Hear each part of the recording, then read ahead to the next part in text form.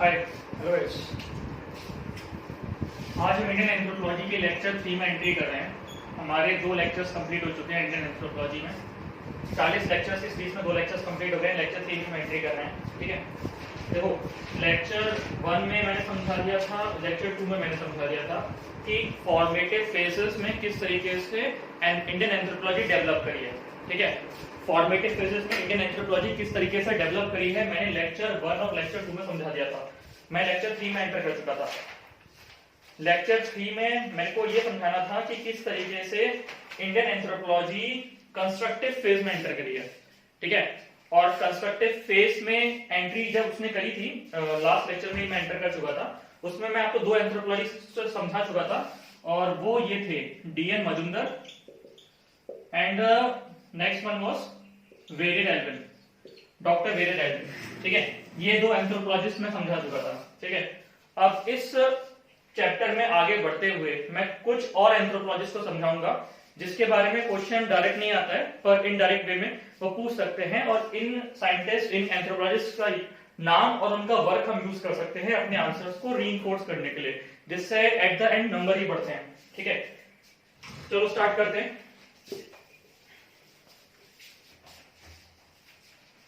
देखिए, कुछ Indian anthropologist के नाम हमको पता होना चाहिए। ठीक है, अगर हम उनके बारे में स्टडी करते हैं, ठीक है, जैसे इंडियन एंथ्रोपोलॉजी में अगर इन साइंटिस्ट के नाम, इनके वर्क का इलेबोरेशन आंसर्स में करते हैं तो हमको नंबर मिलते हैं। ठीक है, इस चीज को ध्यान रखना।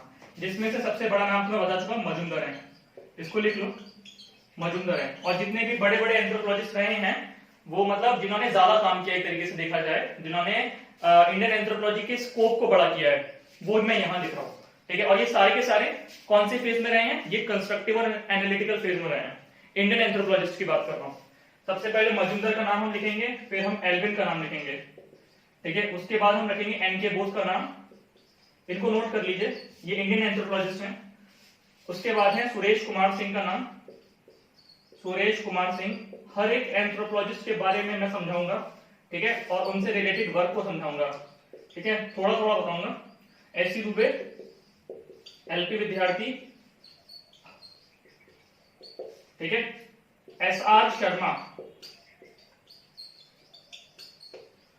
सुरजीत सिन्हा, ठीक है। उसके बाद है एफजी बेले, एफजी बेले। फिर है रॉय बर्मन। उसके बाद है पीटर गार्डनर,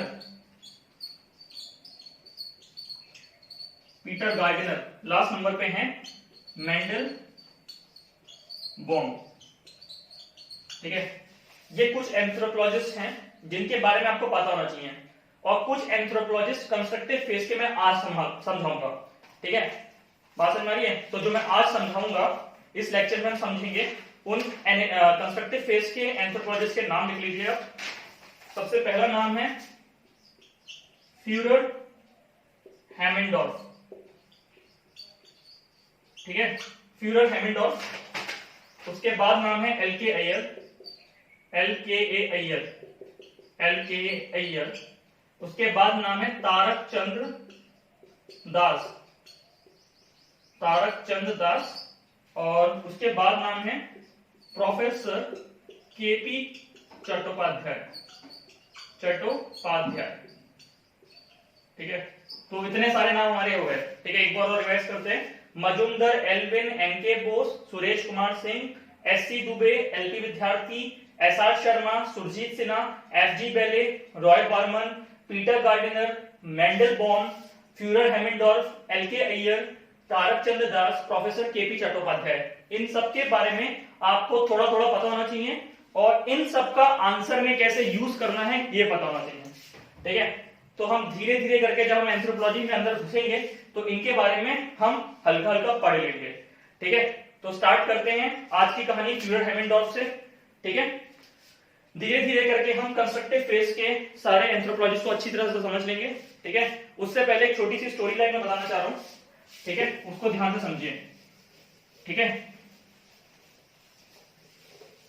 देखो स्टोरी लाइन ये बोलती है कि इंडियन एंथ्रोपोलॉजी में डोमिनेशन ब्रिटिश एंथ्रोपोलॉजिस्ट का ज्यादा रहा है जब तक भारत एक आजाद देश नहीं बन गया। ब्रिटिशर्स भारत छोड़ के जब तक भारत छोड़ के नहीं गए तब तक ब्रिटिश एंथ्रोपोलॉजिस्ट की रिसर्च इंडिया में डोमिनेट करती रही है। भारत की आजादी के बाद, ठीक है, अमेरिकन एंथ्रोपोलॉजिस्ट इंडिया में आए हैं, ठीक है। इसका ये मतलब है ब्रिटिश एंथ्रोपोलॉजिस्ट ने किसी प्रकार की इंटरफेरेंस नहीं होने दी इंडियन कल्चर में फ्रॉम अमेरिकन साइड और फ्रॉम मतलब ब्रिटिश को छोड़ के अगर कोई आता है इंडिया में रिसर्च करने का तो उसको हमेशा रेगुलेट किया है ब्रिटिशर्स ने। रीजन वॉज दैट कि ब्रिटिशर्स का रूल वो बंदे आके वर्ल्ड को ना दिखाएं, इसीलिए ब्रिटिशर्स ये रेगुलेट करते रहे हैं, ठीक है। तो आप ये देखेंगे कि किस तरीके से भारत की आजादी के बाद जैसे ही ब्रिटिश एंथ्रोपोलॉजिस्ट इंडिया को गए, छोड़ के गए ब्रिटिशर्स, ठीक है, अमेरिकन एंथ्रोपोलॉजिस्ट का इंफ्लक्स बढ़ गया। और अमेरिकन एंथ्रोपोलॉजिस्ट जो इंडिया में आए उन्होंने मोटे मोटे तौर पे ट्राइबल्स पे इतनी रिसर्च नहीं करी, उन्होंने विलेज स्टडीज को पकड़ा, ठीक है, और विलेज स्टडीज में ज्यादा काम किया, जैसे मैकिम मैरियट ने काम किया है, ठीक है। और भी बहुत सारे अमेरिकन एंथ्रोपोलॉजिस्ट हैं जिन्होंने भारत में काम किया आके, ठीक है, और विलेज स्टडीज में काम किया। इतना समझ में? तो हम कंस्ट्रक्टिव फेज में सबसे पहले पढ़ेंगे फ्यूरर हैमिल्टॉफ को, ठीक है। फ्यूरर हैमिल्टॉफ को लिखिए, चलिए देखिए। फ्यूरर हैमिल्टॉफ एक राजा फैमिली का बंदा था। फ्यूरर हैमिल्टॉफ एक राजा फैमिली का बंदा था। ये ऑस्ट्रिया का सिटीजन था। He was an Austrian citizen. तो ऑस्ट्रिया के राजघराना का बंदा था, ठीक है। ये भारत में आया और ये भारत में लगभग आया था 1935 के अराउंड, ठीक है। 1935 में फ्यूरर हैमिल्टॉफ भारत में आए। ये ऑस्ट्रेलिया के राजघराने से ताल्लुकात रखते हैं, इतना समझ में, ठीक है। और भारत में आके इन्होंने रिसर्च करने के लिए ब्रिटिशर से परमिशन मांगी। अब चूंकि ये ऑस्ट्रियन थे तो फिर ब्रिटिशर्स ने अपनी फॉरेन रिलेशंस की किताबें खंगा ली और उन्होंने ये पाया कि ऑस्ट्रिया का रिलेशन ब्रिटिश के साथ थोड़ा ठीक है, तो उन्होंने उनको इजाजत दे दी, ठीक है। और ये चले गए नॉर्थ ईस्ट में, ठीक है। नॉर्थ ईस्ट में इन्होंने स्टडी करा कॉनिक नागा को। ये कॉनिक नागा वही हेड हंटर्स वाले, इनको स्टडी कर रहे थे, ठीक है। अच्छे से इनकी स्टडी चल रही थी कॉनिक नागा की, ठीक है। फिर बीच में क्या हुआ कि वर्ल्ड वॉर 2 की तरफ वर्ल्ड बढ़ रहा था, तो उस दौरान देशों के बीच में डिफरेंसेस आ रहे थे, ठीक है। तो ब्रिटिश गवर्नमेंट ने इनका लाइसेंस कैंसिल कर दिया, इनको बोला आप अपने ऑस्ट्रिया जाओ, क्योंकि हमारे रिलेशन ऑस्ट्रिया के साथ बिगड़ रहे हैं, इतना समझ में आ रहा है। तो ऑस्ट्रिया इन्होंने बोला कि आप जाइए, ठीक है। तो फ्यूरर हैमिल्टॉफ चले गए हैदराबाद, निजाम ऑफ हैदराबाद, ठीक है, ठीक है, निजाम ऑफ हैदराबाद के पास। उन्होंने बोला कि यार मुझे तो, मैं भारत आया हूं इतनी दूर, तो मुझे तो भाई रिसर्च करनी है, वहां नहीं तो यहां करवा दो। तो फिर निजाम ऑफ हैदराबाद ने इनको परमिशन दे दी और ब्रिटिशर्स को कॉन्फिडेंस में लिया कि इनको करने दीजिए, जो कर रहे हैं मैं ध्यान रखूंगा, मेरी जिम्मेदारी होगी, ठीक है। तो ये हैदराबाद में रुक गए। तो कॉन्यक नागा के बाद इन्होंने जो भी स्टडीज करी, ट्राइबल्स की स्टडी करी, वो हैदराबाद किंगडम के ट्राइबल्स रहे हैं, ठीक है। और कॉन्यक नागा की स्टडी इनकी पूरी नहीं हो पाई थी, ठीक है। तो फ्यूरर हैमिल्टॉफ एक ऑस्ट्रियन थे, 1935 में भारत में आए, ठीक है। पहले कोन्यक नागा गए, कोन्यक नागा में स्टडी कर रहे थे, उसके बाद ब्रिटिशर्स ने उनका लाइसेंस कैंसिल कर दिया, ठीक है। उस बीच उन्होंने 2-4 कागज भी छापे, फिर वो चले गए निजाम ऑफ हैदराबाद के पास, वहां पर उनका किंगडम था। और इन निजाम की ऑस्ट्रिया के राजा के साथ थोड़ा रिलेशन भी अच्छा था, ठीक है। तो इन्होंने वहां पे अपनी रिसर्च करी और रिसर्च जो अलग अलग ट्राइबल्स पे की है वो है चेंचू वहां पे तेलंगाना का, पता है आपको, आज भी तेलंगाना की बड़ी ट्राइब है चेंचू। एक खोंड है आंध्र प्रदेश की ट्राइब और एक है गोंड आदिलाबाद की ट्राइब। ये 3 ट्राइब्स इन्होंने हैदराबाद में काम किया, हैदराबाद के किंगडम में काम किया, ठीक है। हैदराबाद उस समय एक बहुत बड़ा किंगडम हुआ करता था, आज के ब्रिटेन से भी बड़ा। बात समझ आ रही है? तो इनका कोड याद रखना बच्चों, KCKG, ठीक है, KCKG। के है कोन्यक नागा, सी है चेचू, के है खोंड और जी है गोंड, ठीक है। के है कोन्यक नागा, सी है चेचू, के है खोंड और जी है गोंड, याद रखना। तो इन्होंने काम किया कोन्यक नागा पे, फिर चेंचू गए, चेंचू के बाद ये आए खोंड ऑफ आंध्र प्रदेश, फिर गए गोंड ऑफ आदिलाबाद। तो फ्यूरर हैमिल्टॉफ की ये कहानी आपको लिखनी है अगर ये आंसर आ गया, ठीक है। ये सिंपली इन्होंने इथनोग्राफ बनाए, ठीक है। इथनोग्राफ मतलब इन्होंने कोई कंपैरिजन नहीं किया ट्राइब्स के बीच में, इन्होंने बस पर्टिकुलर ट्राइब के बारे में स्टडी करी और उनके कल्चर को लिखा है सिंपल फॉर्म में। बात समझ रही है? इनके वर्क को आगे एंथ्रोपोलॉजिस्ट ने उठाया है इथनोलॉजी को यूज करने के लिए, फिर हम आगे लिखेंगे। फ्यूरर हैमिल्टॉफ जो है एक बड़ा नाम रहे हैं इन 4 ट्राइब्स के लिए, इन्होंने जो काम किया है। फ्यूरर हैमिल्टॉफ का काम यहाँ पे खत्म होता है, उसके बाद हम आगे बढ़ते हैं, ठीक है।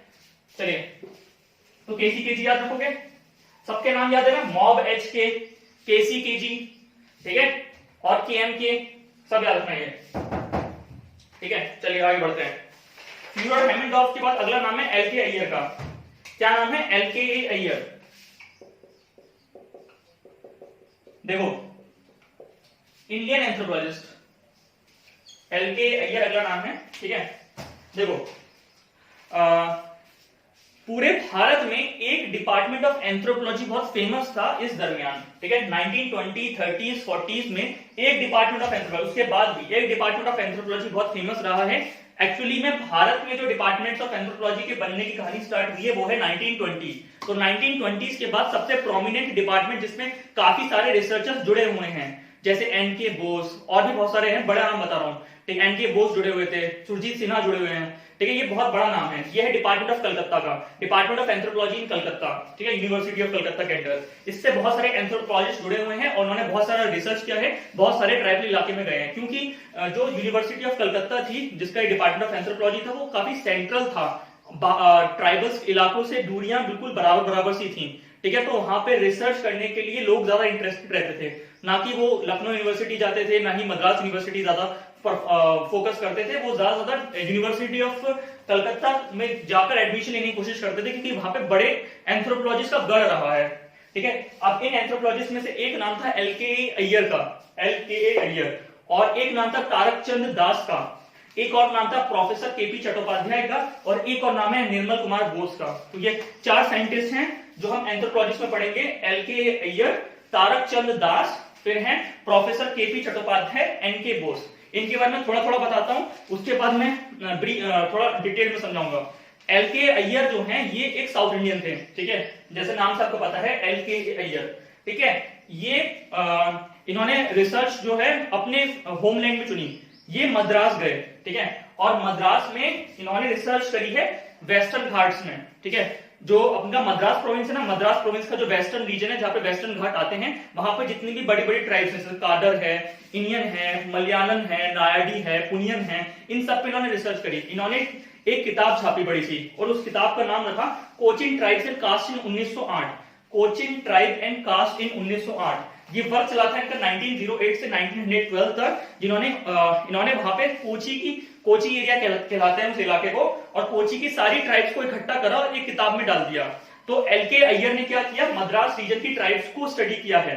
फोकस करना, अगर एल के अय्यर का नाम आया तो आप डालेंगे department of anthropology in Calcutta university, and he had made a monograph on the tribes of Madras region, ठीक है। अब इनका जो काम था केवल इथनोग्राफ बनाना नहीं था, इनकी जो किताब थी इथनोलॉजिस्ट व्यू था उनका, उसमें क्या था, इन्होंने कंपैरिजन और डिफरेंसेस भी शो किए थे कि मद्रास रीजन में जो ट्राइब्स हैं उनके ज्योग्राफिकल आइसोलेशंस की वजह से उनके अंदर जो जो कल्चर्स बने हैं वो आपस में किस तरीके से इंटरेक्ट किए हैं। तो एल के अय्यर ने अपनी किताब में ये दिखाया है, इस बात को याद रखना। तो एल के अय्यर का जो काम है वो मद्रास रीजन में था। दूसरा बड़ा नाम बता रहा हूं, तारक चंद दास। क्या नाम है? तारक चंद दास, टी.सी. दास बोल सकते हैं, ठीक है। याद रखना, एक बहुत बड़ा एंथ्रोपोलॉजिस्ट है इंडियन एंथ्रोपोलॉजी में, ठीक है, सुरजीत सिन्हा, ठीक है। सुरजीत सिन्हा एक राजा परिवार का बंदा था, ठीक है, अच्छा खासा अमीर परिवार, ठीक है।